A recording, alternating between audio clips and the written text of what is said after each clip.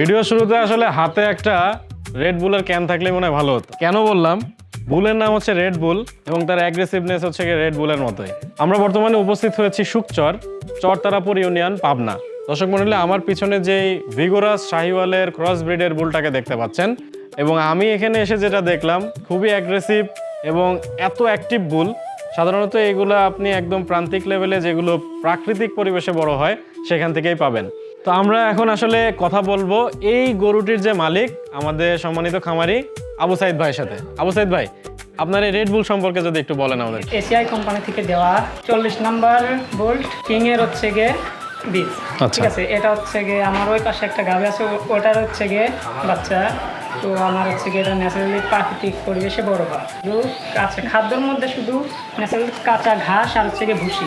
তো দর্শক মণ্ডলী, আপনারা কিন্তু দেখতে পাচ্ছেন যে রেড বুল মাত্র 2 বছর 25 দিন বয়স, একটা মাত্র দাঁত ভাঙছে। তাতেই কিন্তু আলহামদুলিল্লাহ ওনার ধারণা হচ্ছে 600 কেজি আছে, উনি ফিতা দিয়ে যেটা মাপছে। তো সেক্ষেত্রে কিন্তু বোঝাই যায় যে এটার কিন্তু গ্রোথ অনেক ভালো ছিল। নাসিম ভাই, এসিআই এর হচ্ছে স্লোগান সেরা বীজে সেরা বছর, তার প্রমাণ কি এই শার্টটা রেখেছে? জি স্যার, স্যার।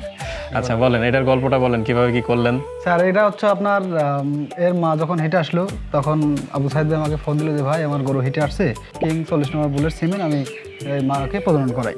তারপরে এই বাচ্চাটা ইনশাল্লাহ ভালো অনেক বাচ্চা একবারে কনসেপ্ট করছে? জি, প্রথমবারই কনসেপ্ট করছে স্যার। এই গরুটাও ভালো একটা জায়গায় বিক্রয় হোক, আরও একটা ভাগ্য বদলের গল্প আমাদের এই ভিডিওর মাধ্যমে হোক, সেই আশাবাদ ব্যক্ত করে আজকের ভিডিওটা আমরা রেড বুলের সাথে শেষ করতে চাই। বদলে যাবে সারা দেশ, দুধে মাংসে বাংলাদেশ। আসসালামু আলাইকুম।